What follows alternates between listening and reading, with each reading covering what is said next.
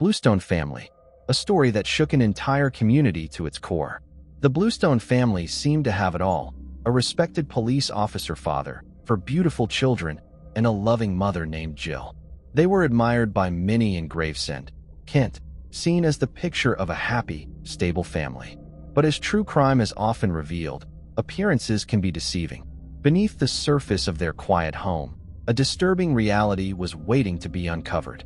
That truth came to light the day 7-year-old Jessica Bluestone ran to a neighbor, screaming that her father was trying to hurt her. What followed was a case so haunting, it's impossible to forget, a chilling reminder of the darkness that can exist behind closed doors. It raises a horrifying question. What kind of father could do such a thing to his own children? To understand how the situation reached such a tragic point, we must look at the life of Carl Bluestone, the man at the center of it all. At the time of the horrific events, Carl was 36 years old, and far from a rookie officer. Carl Bluestone had served as a police officer for many years and was part of the Kent Police Force's Rural Support Tactical Team in England. He was born and raised in a small coastal town, where his childhood, though mostly peaceful, came with its share of challenges. His mother worked as a first-grade teacher, and his father was a mechanic. From an early age, Carl developed a strong-willed personality and a deep sense of responsibility. He was far from passive in his community, actively participating in local initiatives, including volunteering at orphanages and taking part in environmental cleanup projects. Carl had a natural enthusiasm for action and purpose. As a child, he became fascinated with tales of courageous, principled police officers, stories from films and books that left a lasting impression. So when he chose a career in law enforcement, it came as no surprise to those who knew him. After earning his bachelor's degree in criminology in London, Carl Bluestone joined the Kent Police Force with a clear ambition to make a name for himself. Before I continue, I want to remind you that only a small percentage of people who watch my videos are actually subscribed. So if you enjoy my content, consider subscribing. It's free and you can always change your mind later. Now let's move on with the video. He quickly demonstrated his skills and became recognized as an exceptional officer, particularly effective in high-pressure situations and emergency response. For the first decade of his career, Carl worked in densely populated urban areas, but over time, he recognized the critical need for strong law enforcement in rural communities as well.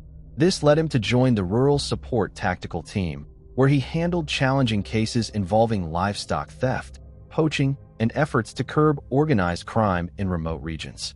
Carl had a natural ability to connect with his colleagues and the public, earning their trust and cooperation, qualities that made him stand out as a respected officer. Known for his leadership and sound judgment under pressure, he led his team in a major operation that dismantled a poaching ring targeting rare wildlife, resulting in the arrest of over 10 individuals. Carl had a deep love for his work as a police officer. It was more than just a career, it was a way to protect what mattered most to him and to uphold the values he believed in. Eventually, he likely asked himself, if I can protect an entire community, why not build a family of my own? That idea began to take shape in 1993. One night at a party in Kent, Carl met Jill, an encounter that would mark a major turning point in his life. Jill, 31 at the time, was thriving in her role as an administrative officer at Basildon Council. Intelligent, self-reliant, and professionally stable, she was the kind of woman who naturally drew attention. While many men were interested in her, it was Carl who stood out. His calm demeanor and engaging conversation quickly won her over. On the flip side, Carl was equally taken with Jill's sharp mind and independence. She struck him as someone who had her life firmly on track. It didn't take long for their relationship to blossom. Carl and Jill grew closer with each passing day, spending evenings walking along the coast and enjoying weekend getaways together. Just a year after they met, they tied the knot in 1994. Jill was already expecting their first child at the time.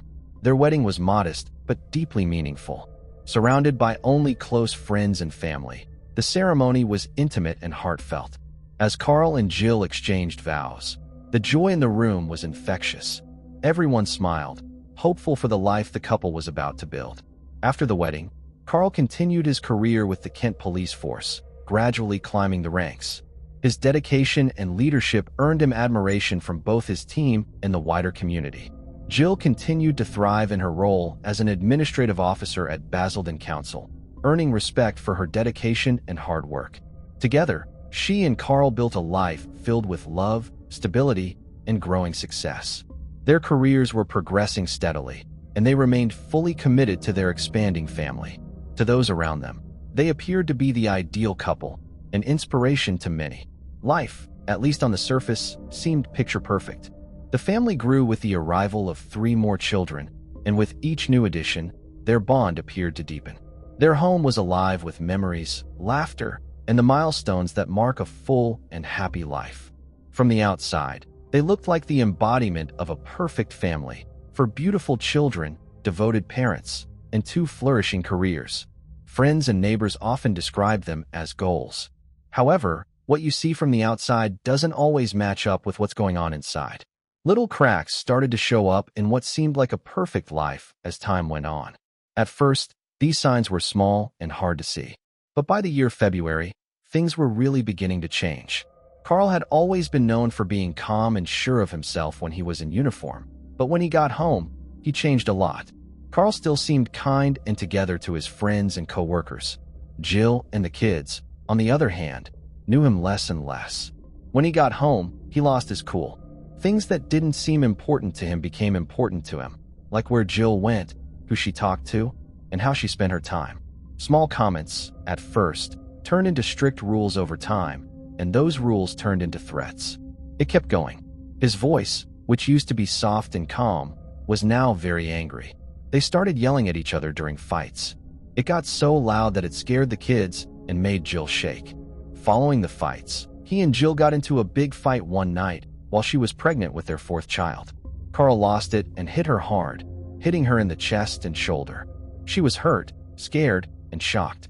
That's when everything changed. After that, the violence was just a normal part of their lives. The person who used to keep communities safe was now the one they needed to keep safe. Carl's anger got worse. He would wave a knife at Jill and tell her not to test him, his hands shaking with anger. At times when things didn't go his way, he would throw things, sometimes even at the kids to scare them into silence. During a fight, if Jill tried to leave the house, Carl would lock the doors and keep her inside. Their once happy home slowly turned into a scary place. Jill used to be happy and full of confidence, but now she is quiet, careful, and always on edge. Even the kids learned to be careful around their dad so as not to anger him. From the outside, life that looked like a dream had turned into a nightmare that no one saw coming. Jill finally lost it in June 2001 after years of being careful not to upset anyone.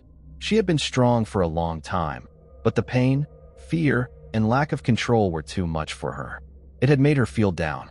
There was courage buried deep inside her, and she made a choice, a strong choice that would change her life. She told Carl she was ready to split up. The problem was that Carl didn't listen or realize he had gone too far. He lost all control. Having used violence to stay in power for years hurt his pride, and the thought of losing her hurt even more. His anger blew up. He hit Jill again, and this time, it hurt more, a lot worse. He started to choke her by putting his hands around her neck. Jill was helpless to fight back. She passed out in their own home.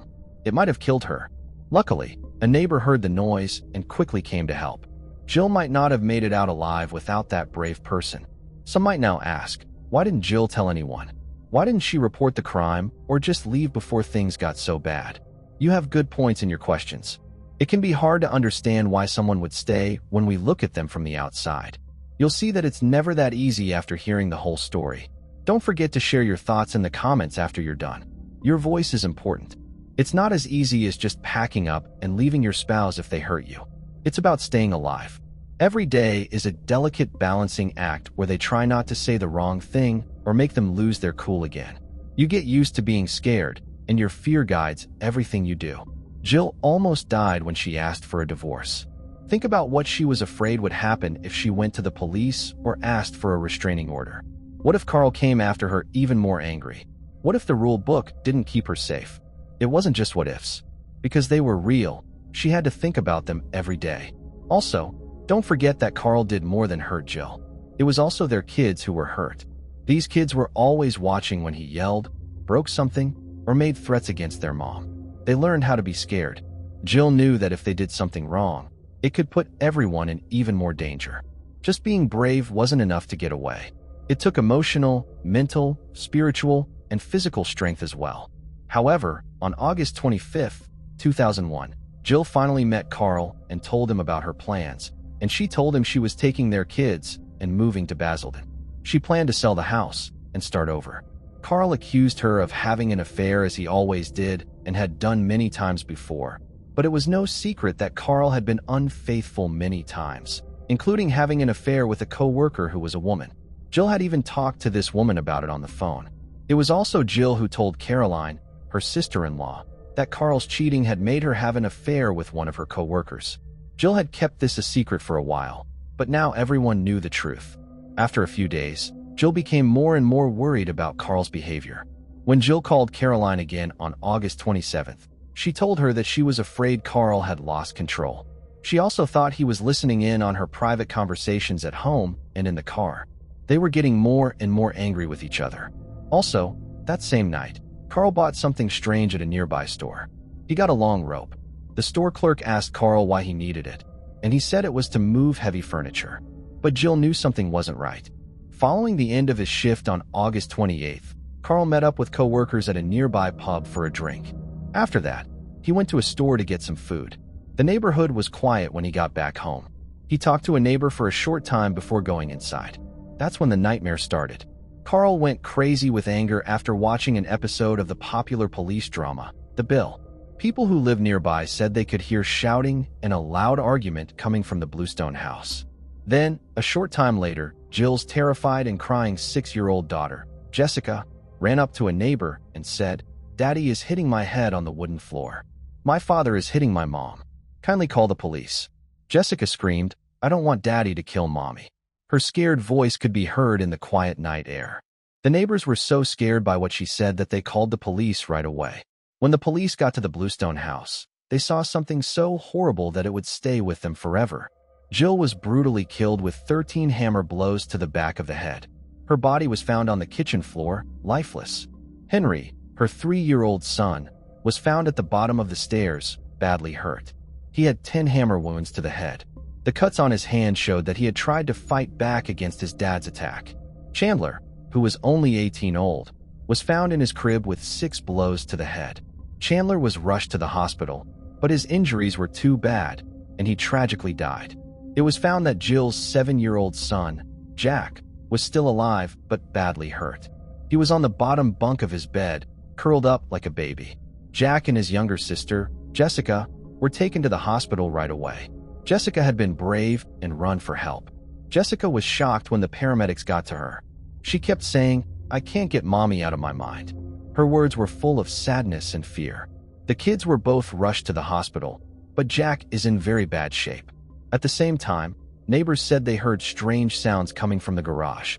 Carl was hanging from a beam inside the garage when the police came in with flashlights, and it was clear that Carl had killed himself. It was a sad ending to a horrible act of violence. Carl would never be tried for killing his wife and children in a brutal way because he was dead, but there was an inquest to look into what happened before that night. The inquest brought up some disturbing facts that made people wonder how the authorities had handled the situation. Jill had told the police about 4 different cases of domestic violence. Still, nothing had been done. During the first incident, Jill called the police because Carl had hit her during an argument. She told police that Carl had pinned her to the wall and that her arms were bruised. Not only did she say that he had hurt her before, but this was the first time she felt brave enough to file a formal report. But the police didn't do anything. They just said it was a domestic dispute and left the scene without arresting Carl or even giving him a warning. There was no follow-up. After a few months, the second report came out. At this point, Carl had thrown something heavy at Jill in front of one of their kids. Some say it was a chair. Even though the child was screaming and scared, when Jill called the police, they did not make an arrest. She told them she thought the fighting would get worse, but the event was played down again. Officers are said to have told Jill to take it easy or see a counselor, even though this incident was worse than the first. There were no safety measures taken. The fourth and third incidents were the worst. Jill had officially complained both times and even shown pictures of her injuries along with statements from neighbors who had heard or seen Carl yelling, throwing things, and threatening Jill. In one case, a neighbor told police that they saw Carl pull Jill into the house by her hair. These cases were actually taken seriously by the police, who sent them to the Crown Prosecution Service, whose job it is to decide if charges should be brought in criminal cases.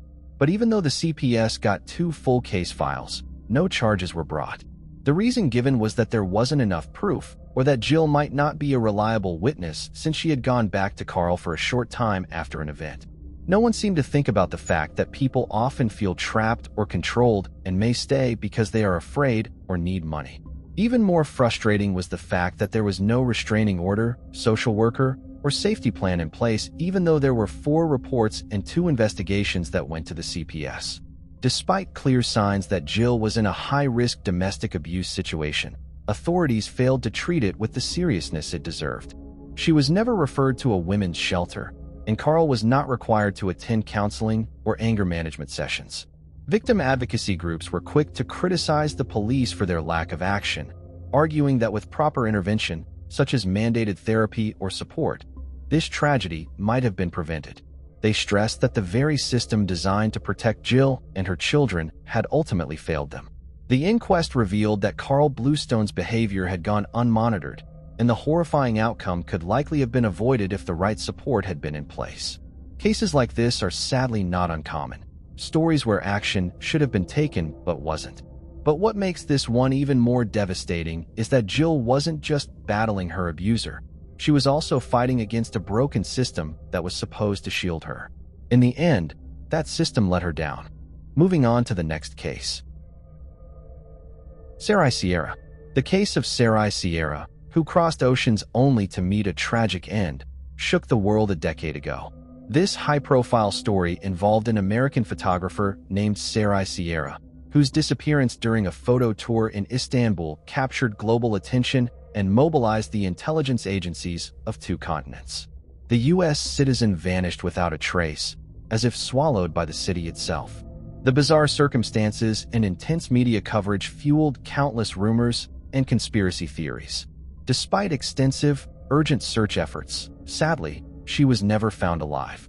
Her body was eventually discovered near the ancient walls of Saraburnu, right in the heart of the city's historic district. But how could someone be killed so brazenly in broad daylight at a popular tourist spot, with no one noticing? To unravel this mystery, we need to piece together the sequence of events that led to this tragedy, and that's exactly what we'll try to do now. Let's start with Sarai Sierra's early years. Sarai Sierra was born on November 9, 1979, in New York, becoming the middle child in a large family. She grew up alongside her older brother David and younger sister Christina. Their parents, Dennis and Bethany Sime Jimenez, were of Puerto Rican heritage but had immigrated to the United States in 1973, settling in Manhattan, where their children were born. Shortly after their arrival, the couple became active members of the local Protestant community, embracing evangelical Christianity. They raised their children with strict adherence to the religious principles of their faith. The family regularly attended church services, participated in community activities, and ensured the children attended Sunday school. Sarai developed into an energetic and creative individual, known for her strong-willed and somewhat complex personality. In contrast to her younger sister Christina, who was quiet, obedient, and modest, Sarai was often seen as a rebellious and spirited girl. Nevertheless, she respected her parents deeply, acknowledging their unquestioned authority. The Jimenez household was governed by firm rules that everyone was expected to follow. This applied to the daily routine of its inhabitants, many everyday moments, as well as norms of behavior. For example, the daughters were not allowed to socialize with boys, go on dates, or be out of the house after 9 o'clock in the evening. All their friendly contacts were controlled, and parents always knew where and with whom their children were. In fact, Sarai's entire life revolved around home, school, and church, and her social circle was limited to the people in those places. The active, energetic, socially oriented girl was bored and cramped within the framework in which she was kept, but her parents were sure that they were doing the right thing for the good of their children. During her school years, Sarai planned to enter a pedagogical university and become a teacher in the field of culture or arts. But closer to the end of her studies, she became interested in psychology and began to think about connecting her future profession with this field of activity. During one of the meetings of the religious community, slender, dark-haired beauty attracted the attention of a young man named Stephen Sierra.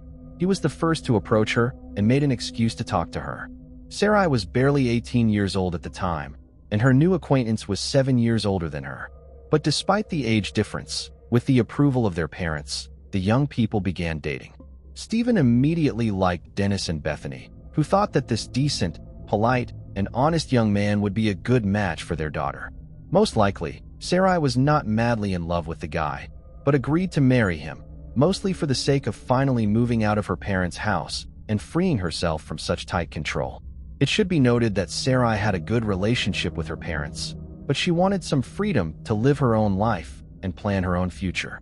Less than a year after meeting, in February 1999, the couple got married. The bride was 19 years old at the time, and the groom was 26 years old.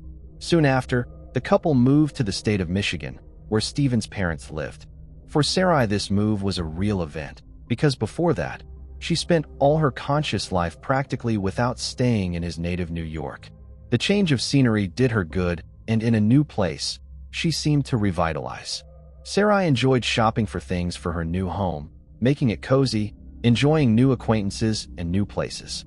She got a job at a local dental office as a receptionist and was thinking about getting a college degree after all. However, Sarai soon became pregnant and had children, first a boy and then a girl.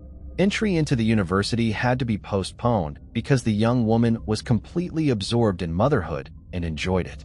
A couple of years later, the family Sierra with 2 children again decided to move, and this time, they went to sunny California, settling in the picturesque neighborhood of Silver Lake in Los Angeles. Here, Stephen was offered a job, but soon the couple realized that the money he was earning, they do not have enough to live on. Then, having consulted, they decided to return back to New York and settled in a modest rented apartment located near the house of the Jimenez family. At that time, the couple faced serious financial problems. Sarai was still at home with the children, and her husband had to survive on casual income, because of which they periodically had to get into debt.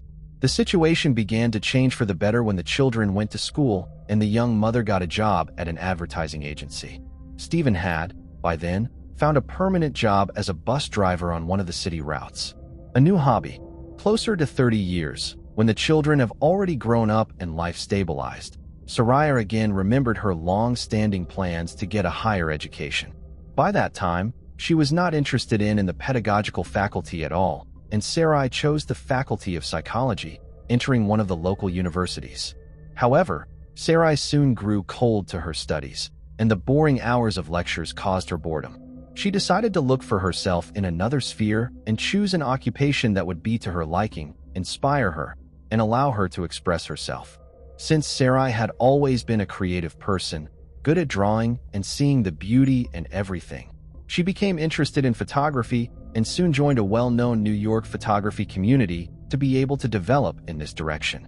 She was widely recognized as having a real talent. Sarai was able to choose the right angles and harmoniously build compositions, making incredible in its beauty shots. Even professionals praised her work for her creativity and vision. In early 2012, on the advice of her colleagues, Sarai created a page in one of the popular social networks, where she began to post her work. The success did not take long, and other users began to subscribe to the young woman's profile by the thousands, enthusiastically commenting on each of her works. In a few months, she became a real star, and the number of her subscribers continued to grow exponentially. Such a furor literally dizzy her head. Sarai felt that she could achieve more, that she wanted to develop and improve in this direction. So she made a proposal to organize a group photo tour in search of beautiful and unusual locations in different parts of the world. Sarai Sierra started with small trips around her native country, specializing in shooting architectural ensembles and various historical monuments. Her images were a great success, and she decided not to stop. Sarai wanted to travel to Istanbul, one of the most ancient and beautiful cities in the world, to capture its sights and historical sites. It should be noted that her parents were not thrilled with this idea, because she had never left the country before and never left home for so long. But Sarai was adamant. In addition, She had to be accompanied on the trip by her best friend Magdalena. As it turned out, Sarai's family was in crisis, and her relationship with her husband was falling apart. Perhaps part of the reason for her idea of a photo tour on the other side of the world was a desire to get away, change her surroundings, and reflect on what was happening in her family from a distance. Sarai had lived in a strict framework for too long, and now she was eager to do something she wanted to do, something her soul demanded. During that period, her husband's social media account began to show strange postings and statuses. He philosophized about the value of marriage, about love and mutual respect between husband and wife, and also noted that he would not cheat on his other half, even if the marriage hangs in the balance. In one of the posts, Stephen opaquely hinted that his spouse was unfaithful to him, but a few hours later, he deleted the publication, leaving the questions that appeared under it unanswered. Stephen obviously didn't feel happy and loved, and tried to show it to everyone through his social media page. Sarai was experiencing similar torment, but kept it to herself, trying not to complain and focus on her creativity. The long-awaited trip. Shortly before the planned tour, Sarai learned that her best friend would not be able to travel with her because of problems at work. The young woman was very upset, but did not change her plans because she had been going to it for too long. Sarai's relatives were concerned about the fact that she would fly alone to a foreign country across the ocean, but she assured them that everything would be fine, promising to call, write, and send photos every day. In addition, Sarai was also planning to visit Germany and Austria, where she had several commercial photography assignments already scheduled. Her entire trip was meticulously planned down to the minute, and she had no intention of straying from her schedule. On January 7, 2013, the young American woman boarded a flight from New York to Istanbul.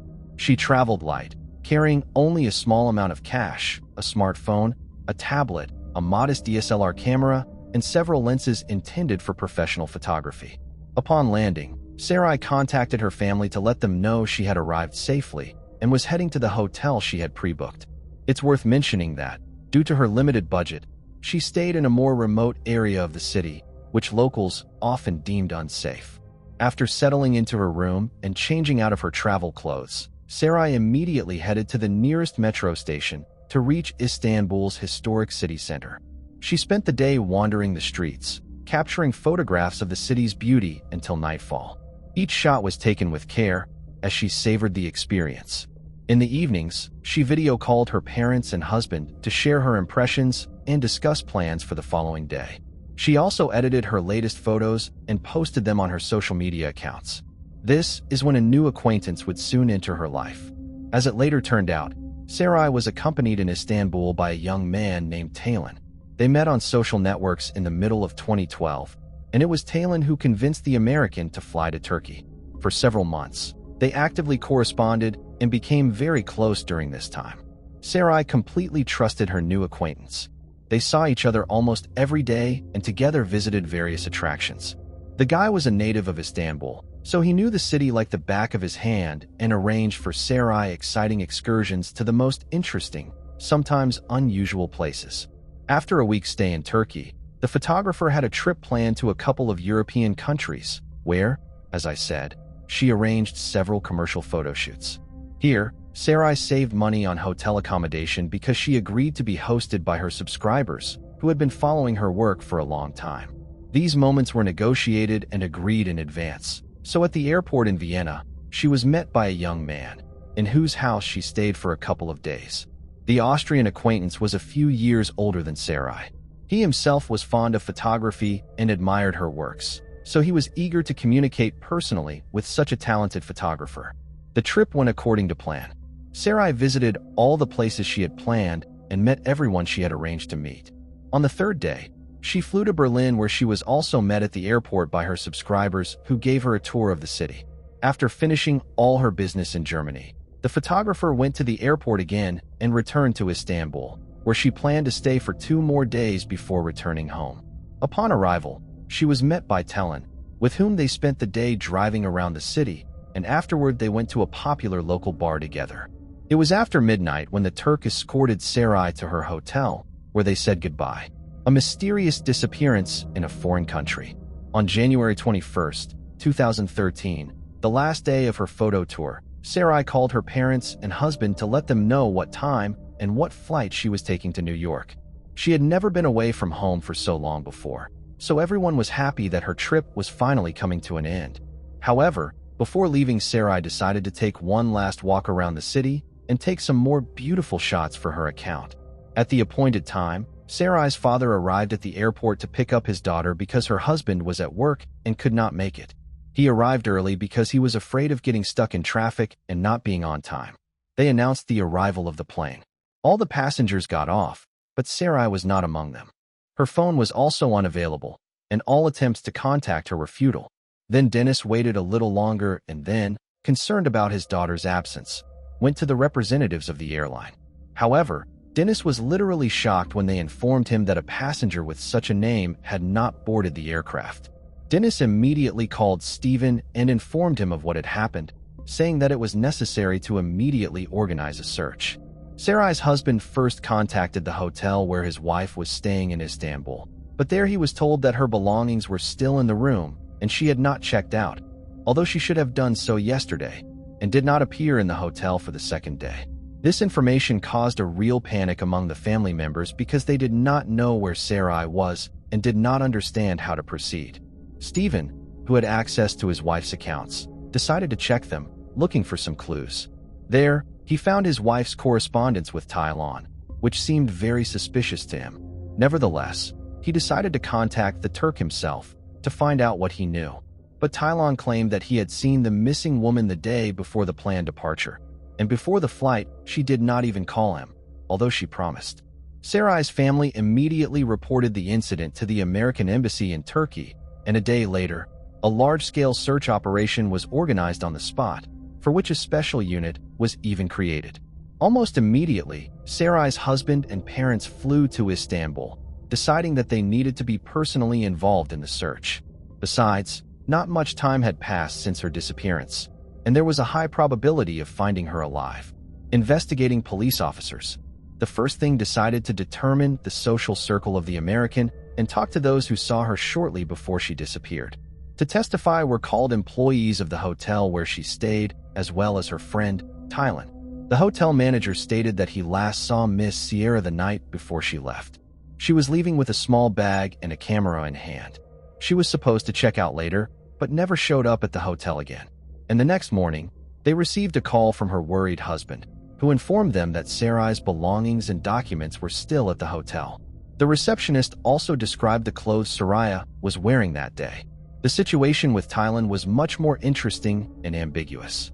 First, the guy's name was actually Tarkan, and why he introduced himself to his new acquaintance with an assumed name was unclear. Secondly, they had been in close contact for several months before their meeting, and Sarai had arrived in Istanbul at his invitation. All of this suggested that there was a romantic relationship between them, but Tarkan himself categorically denied it, claiming that they were only friends. The next stage of the investigation was to recreate in as much detail as possible the route that Sarai took that day. For this purpose, her cell phone data was checked, as well as street CCTV footage. Thus, it was established that the young woman took the subway to Sultanahmet district, visited the promontory between the Bosphorus Strait and the Golden Horn Bay, visited Eminona Market. But there she was lost in a large crowd of tourists.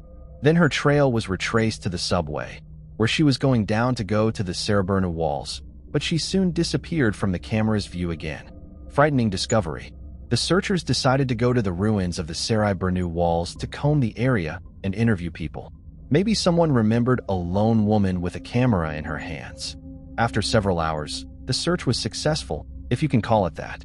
The body of a young woman with no signs of life was found near the ruins of the walls of ancient Constantinople. The body was covered with an old, dirty blanket, making it blend into its surroundings and less noticeable. Investigators believed Sarai had been transported to that spot wrapped in the blanket.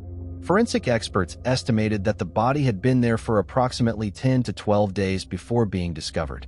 The lower half of the body was found without clothing, which immediately suggested violence, a theory later confirmed by the autopsy. The examination revealed that Sarai died from a heavy blow to the head inflicted with a blunt object, and she also had multiple bruises and a couple of broken ribs. Additionally, Pathologists discovered traces of epithelial cells and blood beneath Sarai's fingernails, indicating she had fought back and scratched her attacker.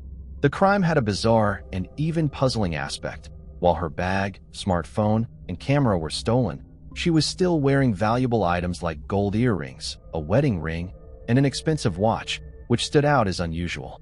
Surveillance footage from the area showed a young woman resembling Sarai filming something on her phone before a man approached her, either hitting or pushing her, after which both vanished from the camera's view. The attacker was not immediately identified. Versions and conspiracy theories. Almost instantly, the information was leaked to the media, almost provoking an international scandal.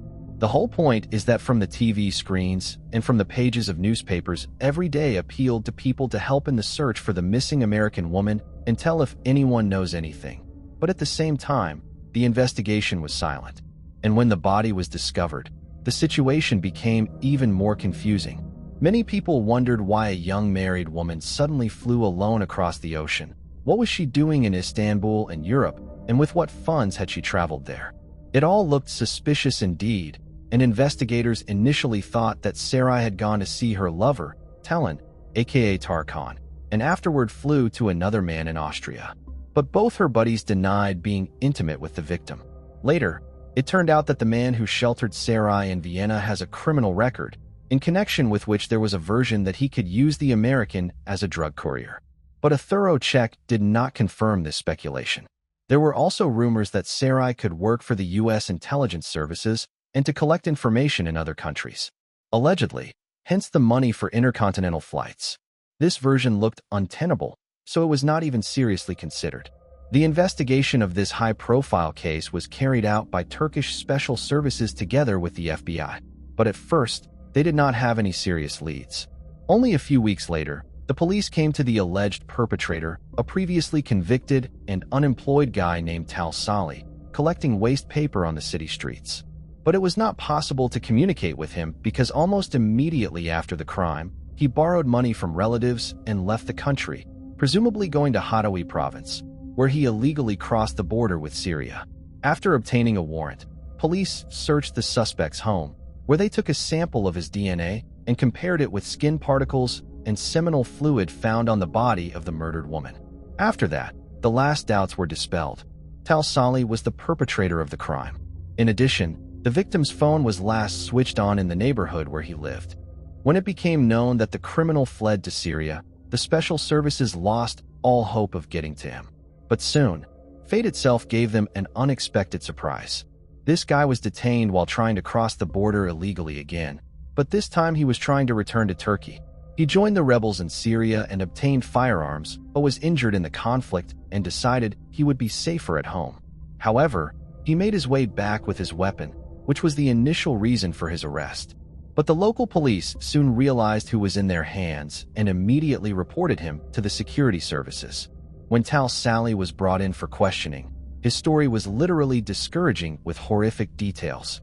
He saw a young woman on a hiking trail along the walls of Saraburnu, and for a few minutes, he simply admired her and watched her taking pictures.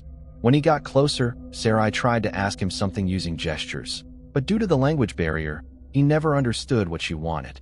However, he noticed a brand new iPhone in her hands and an expensive camera around her neck. As Sarai walked on, he followed her, already determined to rob her. It was getting dark outside, and there were no other people near the wall, at least in sight. At one point, Sierra turned around and, as it seemed to him, took a picture of him. That action became a trigger of sorts. Tal Salih grabbed a boulder and lunged at Sierra, hitting her hard in the head. After that, they literally rolled together down to the ruins of the wall, hence, probably bruises and broken ribs on Sarai's body. Then Tal Salih, taking advantage of the unconsciousness of the victim, decided to commit violent acts of intimate nature. The perpetrator then delivered another severe blow to the head to finish Sarai off. Tal Salih took the victim's bag, her camera and phone, and walked away. On his way, he came across the same blanket that someone had thrown away and decided to return to cover the victim's body with it. By that time, it was finally dark outside, and the chances of meeting someone at the wall were minimal. Once back, the perpetrator dragged the body a little to the side, positioning it so that it would not be visible from the hiking path. He then covered it with a blanket and left. Surprisingly, while the search for the American woman was going on, the perpetrator visited the crime scene one more time to make sure Soraya was dead and her body was lying where he had left it. When Tal Sali learned from the news that his victim had been found, he realized that the police would quickly get on his trail, so he decided to flee the country, borrowing money from his sister, who always felt sorry for him. By the way, he was never able to realize the stolen goods. The camera was broken in the process of falling. The smartphone had a password, which the criminal unsuccessfully tried to unravel while at home, hence the signal, and all the other stolen items he threw away when he went on the run. The defendant did not deny his guilt, and judging from his accounts, he did not regret what he had done, nor did he suffer from pangs of conscience. As key evidence, DNA forensic evidence was presented, which confirmed that it was his skin that was found under the fingernails of the murdered woman, and his seminal fluid was found on her body. Also, Sarai's cell phone was last switched on in the vicinity of his residence. In addition, the case file was supplemented with a video surveillance camera recording of the attack itself. After all the evidence was presented, it was decided that a psychiatric examination was necessary because of the belief that Tal Sali was insane. This idea was suggested by his actions, behavior, and the calmness with which he described in detail the atrocities he had committed. But experts concluded that he was sane and fully aware of his actions when he attacked his victim. In February, the judge finally delivered the final verdict. Tal Sali was found guilty on all counts against him and sentenced to life imprisonment. Sarai's relatives considered this decision fair. The body of the murdered American woman, after all the necessary expert examinations, was transported to her homeland in New York, and all related costs were borne by a Turkish airline. Sarai was buried in compliance with all religious rites and traditions. The family of the deceased set up a website in her memory where they shared her unpublished photographic works. These photos quickly gained popularity, attracting interest from people around the world who were eager to purchase them. The money raised from the sales was saved by the family to fund college education for Sarai's orphaned children. Meanwhile, Stephen firmly denied that there had been any crisis in their marriage that might have prompted Sarai's fateful trip. Not long after, Stephen grew close to a woman from their Christian community who supported him during his difficult time and often helped with his children and household chores. Just 2 weeks before the first anniversary of Sarai's funeral, Stephen remarried. By the time the perpetrator was finally sentenced, Stephen was already married again and preparing to welcome another child. Sarai Sierra's story has inspired numerous TV programs, talk shows, and true crime documentaries. It has also served as the basis for several fictional projects. Moving on to the next case. Tiffany Adams.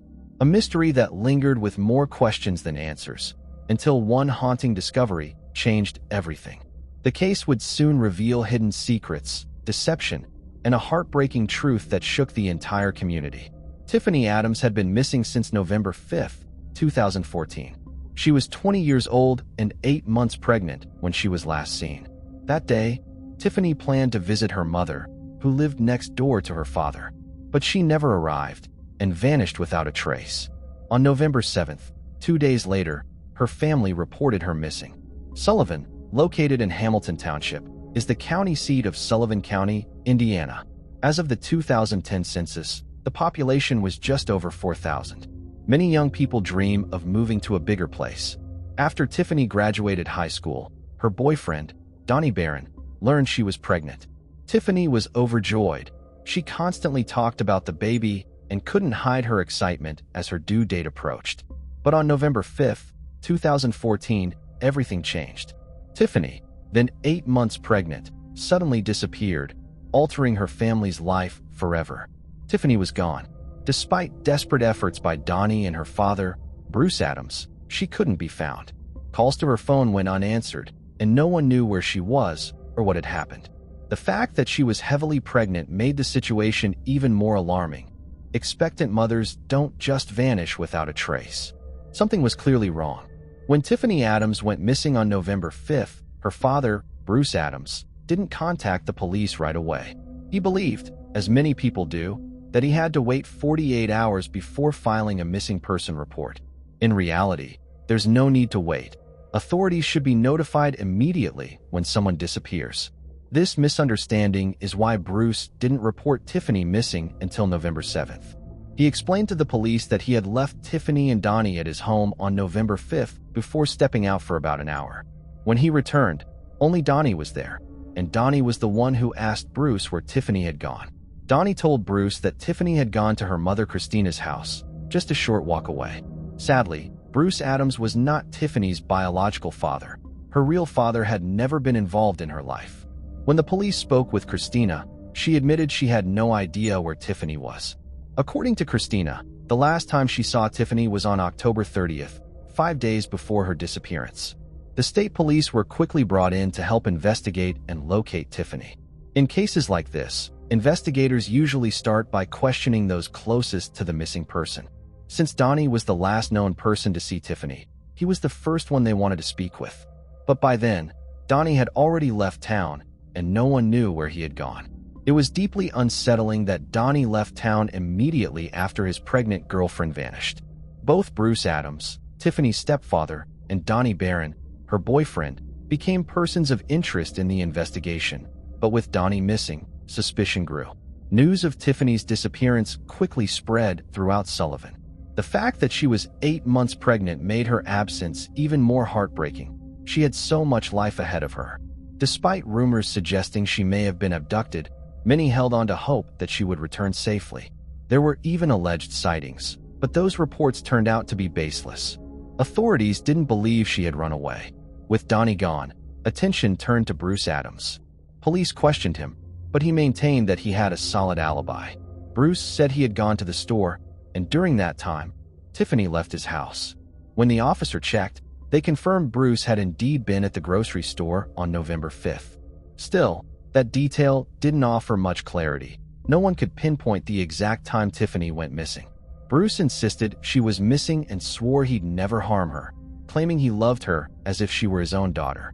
He focused on helping with the search and held on to the hope that she would return safely. During his conversation with the officer, Bruce pointed to another possible suspect. He claimed that Brian, or Tiffany's stepfather through her mother Christina, might have been responsible for her disappearance. Bruce reiterated that he had left for the store on November 5th, and when he returned, Tiffany was gone. He also shared a significant detail. Around 1 p.m. that same day, he received 3 calls from Tiffany's cell phone to his home. When Bruce answered the first call from Tiffany's phone, he heard a man's voice in the background before the call abruptly ended. The second call came shortly after, but there was only silence before it, too, was cut off. On the third call, Bruce again heard a man shouting in the background. He claimed that during one of the calls, he could hear Tiffany's voice. She was crying out, "Dad, Dad." After those unsettling calls, Bruce tried calling Tiffany's phone around 10 times, but each attempt went straight to voicemail. He became convinced that Brian, or was the man yelling at Tiffany. Bruce believed Brian had harmed her, fueled by the belief that Brian never liked Tiffany and may have attacked her. It was important information that had to be checked out. The police officer talked to Tiffany's friend to find out how she got along with her new dad. A friend of Tiffany said that Tiffany never said anything nice about Brian or her dad. She often talked about how he called her rude names and how she couldn't go see her mom because of him. She also talked about how Brian wouldn't let Tiffany talk to her mom on the phone unless she was on speakerphone. Brian, or was clearly in charge of her, which made him another possibility. The cops wanted to know why he wasn't letting Tiffany talk to her mother and if he had a different story for the day she went missing. On social media, Tiffany wrote about how she felt about her mom going back to Brian or. This made Tiffany mad, and she didn't say nice things about Brian in her post. What would happen if Brian saw Tiffany's post and got mad at her? Did her mom maybe have something to hide? There were a lot of questions the cops had to answer to make it clear how all the people I've talked about in this video were connected. It will only take a moment. In the time that Tiffany went missing, her mother, Christina, was married to Brian, or Christina used to be married to Bruce Adams before she married Brian. Bruce wasn't Tiffany's real father, but he married Christina around the time Tiffany was born and became her father. You could walk between Bruce's house and Brian and Christina's house, so you could see Brian and Christina's house from Bruce's garden. Brian and Christina's relationship with Bruce had become tense. I hope I didn't make things more confusing for you. Please let me know what you think in the comments. On November after Tiffany went missing, Cops came to Christina and Brian's house with a search warrant.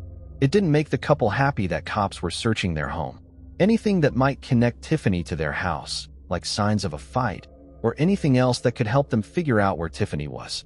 As the police searched, they came across a security camera on a pole pointing at the entrance of Brian and Christina Orr's house.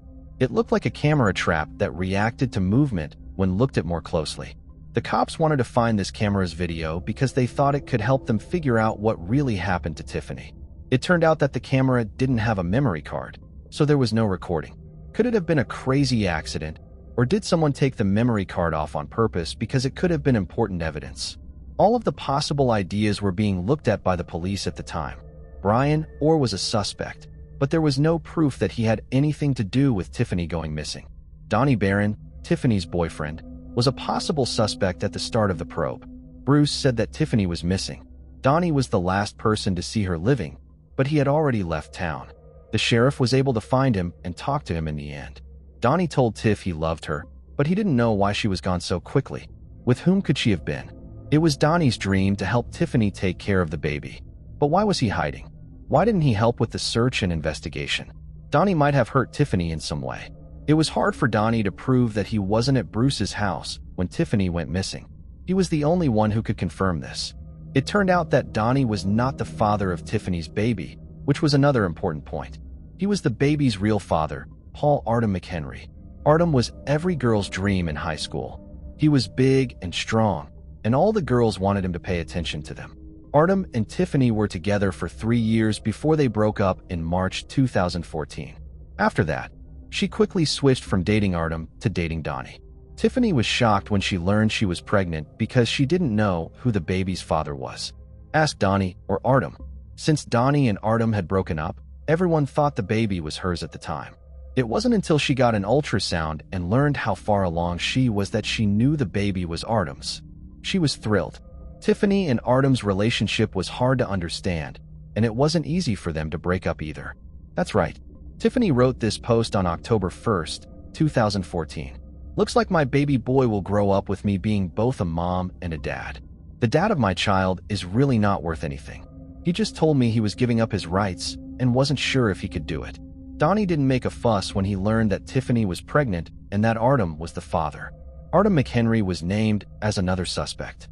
The sheriff then talked to him. He said that on November 5th, he was 30 miles away at work. His alibi was finally proven to be true. The search went on for days and then weeks, but nothing new came up until December 30th, 2014, which was 55 days after the person went missing. Now I'm going to read a part of the official report that says, and I quote, "It was said that Tiffany was missing on November 7th, 2014. The police tried to find her, but were not able to. 2 farmers in Sullivan County finally found Tiffany's body on December 30th, 2014 in a field where they were late picking corn. Her body had broken down and animals had moved it around. Tiffany's red fleece jacket was tied around her neck and a leaf was found inside the knot. She did not have her cell phone with her body. It is important to remember that the leaf was inside the knot. This means that Tiffany's jacket was tied around her neck in a cornfield, not somewhere else. The farmer thought at first that he saw a mannequin, but as he got closer, he saw that it wasn't a dummy at all. It was the body of a young woman. She was dressed in brown boots and had dark hair. It's strange that her body didn't break down much because November and December 2014 were very cold. The following is what the court papers say. The pathologist did an autopsy on December 31st, 2014, and found that ligature strangulation was the cause of Tiffany's death. Someone or something broke one of her ribs on her body. The doctor said that Tiffany's unborn child was still alive, but it ended up suffocating because of her death. It was hard for the cops to understand how this could have happened. Who did this? Why would someone be so mean to hurt someone so badly? How could someone be so mean as to take the lives of Tiffany and someone else whose life hadn't even begun? Because Tiffany's body was out in the weather. DNA and other important pieces of information were washed away, which made the case very hard. Investigators were able to follow Tiffany's calls, texts, and conversations by looking at her phone records, which were very helpful to their work. In this case, they found out that Tiffany Adams had been texting Amber or before she went missing. Brian or is Jonah's father and Tiffany's stepfather. Amber or is married to Jonas or their son was 4 years old, and Tiffany sometimes took care of him. Amber might have been one of the last people to talk to Tiffany, so it was important to talk to her. Amber told police that she and Jonas shared a cell phone and took turns using it when they first talked to them. After looking into it more, the police learned that Tiffany and Amber often texted each other. Police wanted to examine the cell phone Jonas and Amber had during the time Tiffany went missing. However, by the time investigators spoke with them, they were already using a new device. Jonas and Amber claimed they had gone to rent a video the day Tiffany disappeared, and this was confirmed by the video store's records. After Tiffany left her father's house, authorities were able to track her phone's movements. It was soon found in several different locations, which indicated she had been traveling by car, covering distances too far to walk in such a short time. But Tiffany didn't own a car at the time. The main suspects remained her boyfriend, Donnie Barron, and her stepfather, Brian Orr. However, investigators later confirmed that Donnie never left Bruce's house during the critical time. This shifted attention toward Brian Orr and the need to scrutinize his account of what happened on the day Tiffany vanished. Brian and Christina told the police that they weren't even home that day because they were fixing up a flat on the edge of town and wouldn't be back until late that night. Cell phone records showed that at 11:15 a.m. that day, Tiffany was outside her mom's house.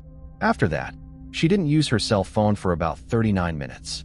When the phone turned on again, it went to the spot where her body was found. Lake Sullivan was the last place where her phone was seen. Whose car Tiffany was in and whether the driver of that car had anything to do with her death was one of the most important questions. After more research, cops found out that Tiffany's half-brother, Jonas Orr, had borrowed a Chevy Blazer from his friend, Jim Fish, on the day she went missing. A sawmill was where Jim worked, and Jonas was meant to drive there to return the Blazer. However, Jonas was about 6 hours late. He told Jim that the Blazer had broken down, which was why the meet was late. What you're seeing now is a part of a court record that has more information. You can pause this video and listen what it says if you're interested. Those of you who only listen and don't watch the video need to pay attention again to the fact that Jonas returned the Blazer 6 hours late. Jonas Orr was in the middle of an investigation. Adam and Jonas said they were at the video shop when Tiffany disappeared. The police did go back to the video shop that Jonas and Amber said they were at, and their receipts showed that they were there. They did go to the video shop that day, but it was much later than investigators thought. In theory, this meant that they might have had something to do with what happened to Tiffany. As I already said, Lake Sullivan was the last place Tiffany's phone was turned on. People thought it was a miracle that the dive team found the phone. I'm going to quote what the official report on Tiffany's phone says. Tiffany's cell phone was found in Lake Sullivan on August 27, 2015, about half a mile from where Jonas told Sheriff Cottam that the Blazer had broken down the day Tiffany went missing. At the time that Tiffany went missing, all of the text messages that were sent on her cell phone were erased when it was later found. The Indiana State Police Cybercrimes Unit, on the other hand, was able to get back the deleted text word for word. Investigators found that Jonas had been texting his wife, Amber, from Tiffany's cell phone after going through the messages. The phone number for Tiffany had changed, and Amber didn't know it. That's why she didn't recognize the number when she got the text message. In the end, she found out that Jonas was texting from Tiffany's phone. Amber was no longer a suspect because of this. It was in November 2015 that Amber Orr asked for a divorce. All of the text messages were found by the police. You can pause the video and read parts of the court papers that have all the information about the texts if you're interested. The first time they talked, Jonas said that the last time he saw Tiffany was at the Dollar General store in September 2014, where there was a family fight that got the cops called. On the day Tiffany went missing, Jim's Blazer broke down near the sawmill on County Road 75 East and County Road 300 North. Jonas told Sheriff Cottam this. The constable was told that Jonas had flagged down a car with 2 strangers inside who offered to help him get out of the Blazer.